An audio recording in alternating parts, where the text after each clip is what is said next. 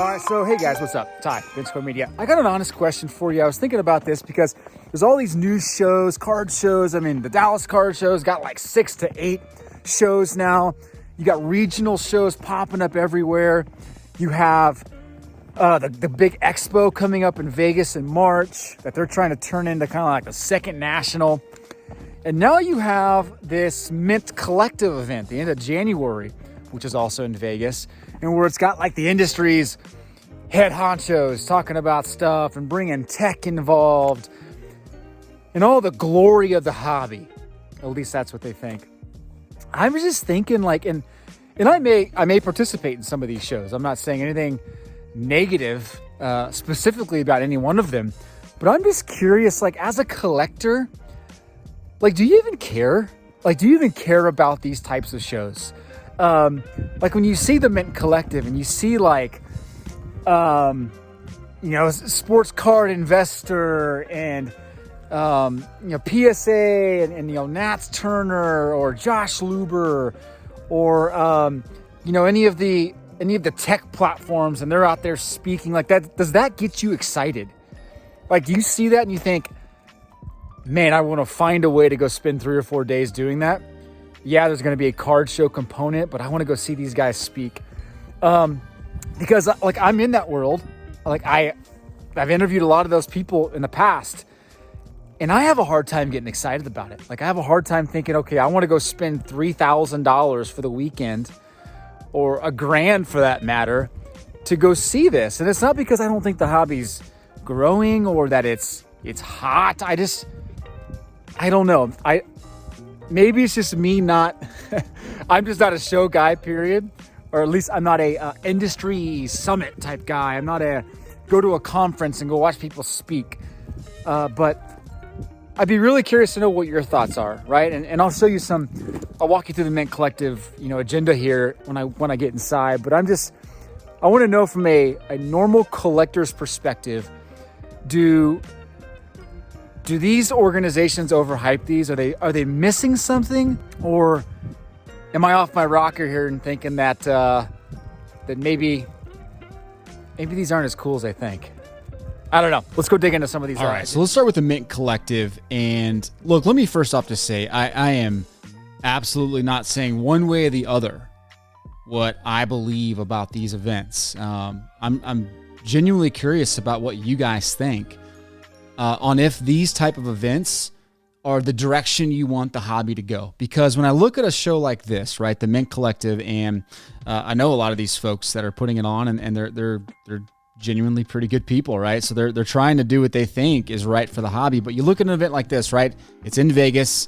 It's at the end of January, and they're trying to create this different type of hobby event. You can kind of tell by the way they're positioning it here. Learn, trade, and network like never before. So if you go to like their schedule, there's a show floor.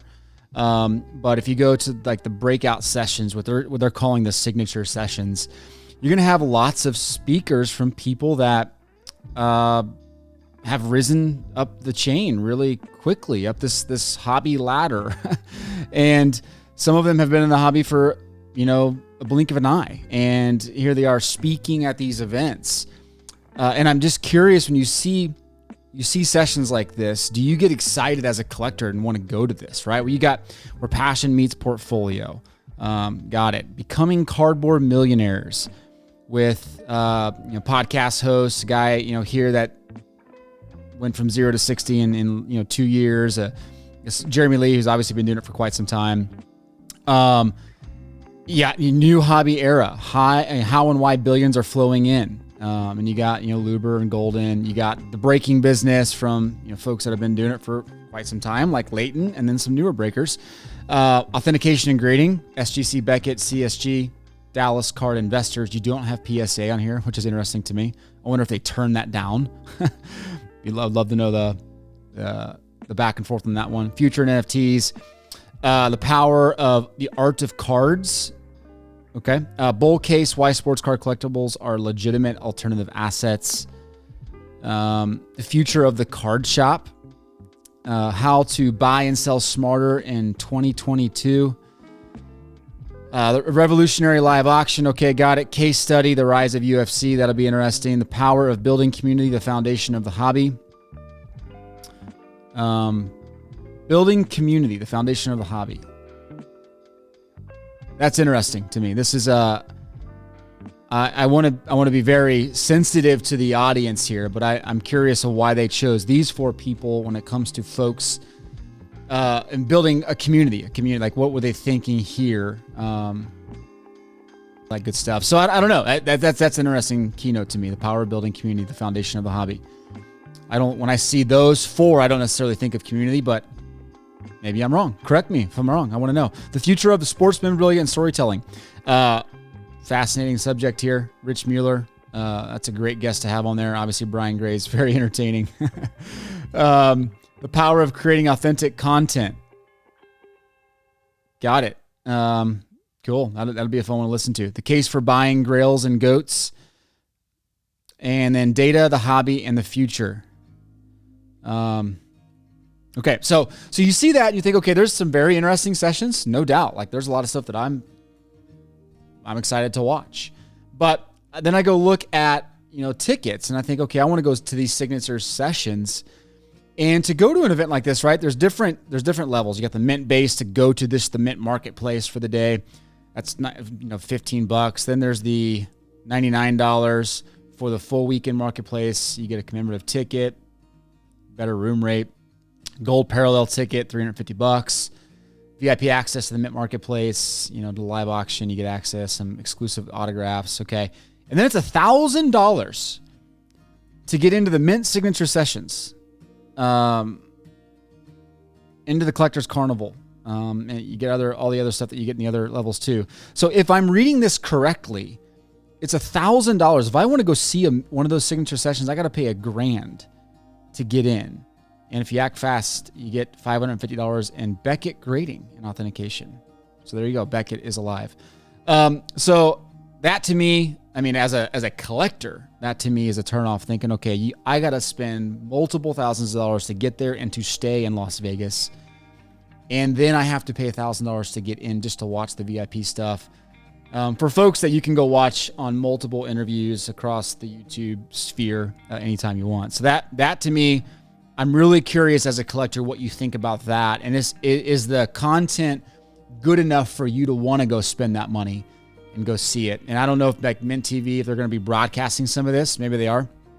But it definitely is interesting to me on this. So I love your feedback on that one. And you look, there's a lot of sponsors. There's a lot of, obviously a lot of speakers. The vendor area looks to be pretty large.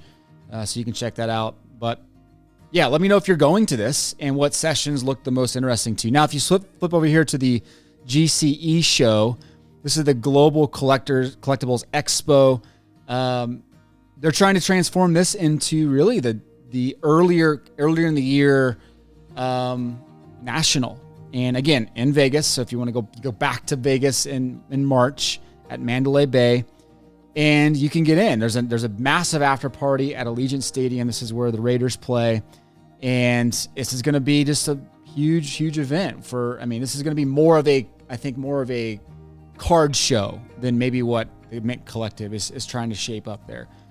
But again, you go look at this, right? I think, okay, Global Collectibles Expo, just a general admission now to one day is $40 just to get into the show.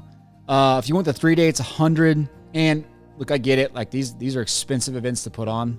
So you gotta figure in the right numbers to make it work for you. But you think about this and you think about having a hobby show, the national in, late summer, and then you have all the Dallas card shows 6 times, a lot of localized shows. Like, is there enough meat on the bone for these card shows for you to want to plan a weekend, plan a 3-day trip by yourself or with your kids or with your wife? And I struggle to even say with your kids when it's in Vegas, right? It's not exactly a family-friendly environment. Is there enough there for you to want to continue to put time and money into going to shows like this, to see these speakers, to see this new type of approach to becoming a millionaire in the sports card world, to understanding NFTs and to understanding the new world of the hobby that we live in. What are your thoughts on that? Genuinely asking, what are your thoughts on that? And again, I don't know one way or the other where I stand on this, because I like some of the topics, and I know the guys over at Collectible, they're putting a lot of heart and soul into this, and I appreciate that. But I don't know if the hobby is going to embrace this maybe like we all think. I don't know. So anyway, love your feedback on that. Have yourself an awesome week.